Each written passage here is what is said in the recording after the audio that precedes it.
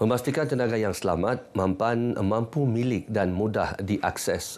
Itu matlamat utama penubuhan Suruhanjaya Tenaga Sabah IKOS yang dilaksana berpandukan Pelan Induk dan Hala Tuju Tenaga Sabah 2040 SERAM 2040. Alicia Ornella Michael ada butirannya.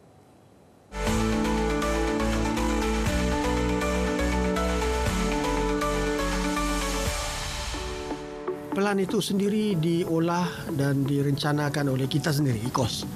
Jadi maksudnya kalau kita buat perancangan yang kita laksanakan sendiri, kita mesti pastikan ianya berjalan dengan baik dan juga kita ada rasa kepunyaan, sense of ownership.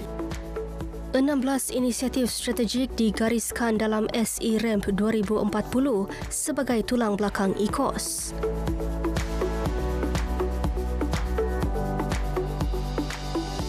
SERAM 2040 dilancarkan pada 19 September 2023 bagi menangani keperluan jangka pendek dan membina daya tahan jangka mampan untuk industri tenaga Sabah.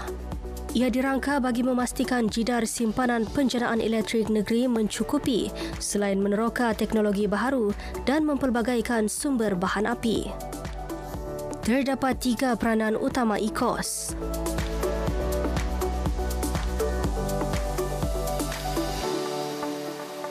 IKOS ni seperti yang kita tahu mendukung hasrat kerajaan untuk mengambil alih kawal selia sektor selamatan di Sabah lah.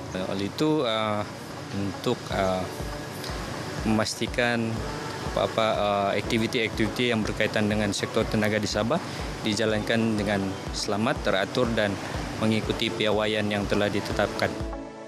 Turut dilancar ladang solar berskala besar, pembangunan loji janakuasa baharu berkapasiti 100 megawatt dan pembelian tenaga dari Sarawak yang dijadual bermula tahun ini. Membantras aktiviti penyambungan haram dan pengusikan meter turut menjadi tanggungjawab IKOS. Kita akan giat menjalankan aktiviti penguatkuasaan untuk kita kesan semua dobi-dobi yang tidak berlesen ni lah. Seperti yang kita sedia maklum, banyak juga dobi-dobi di luar sana yang masih perlu diperiksa dan perlu mematuhi keperluan perundangan. Harapan seterusnya agar masyarakat dapat menerima dan juga mematuhi enakmen bekalan elektrik dan juga gas, dan apa yang kami pentingkan adalah keselamatan setiap masyarakat di Sabah. Kita ada macam-macam isu, contoh karan tak cukup, benda tu semua kan, dan di sinilah peranan IKOS sebenarnya untuk menyelesaikan beberapa masalah-masalah tersebut. Bagi melahirkan pekerja mahir yang memenuhi kehendak industri, IKOS turut mentauliahkan sebuah pusat latihan dalam bidang gas di Universiti Malaysia Sabah, UMS.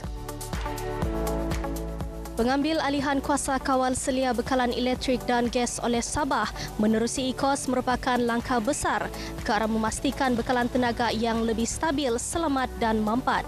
Semoga Sabah dapat terus menikmati sistem tenaga yang lebih cekap dan mesra alam bagi kesejahteraan rakyat dan kemajuan ekonomi negeri ini. Alicia Ornella Michael, RTM.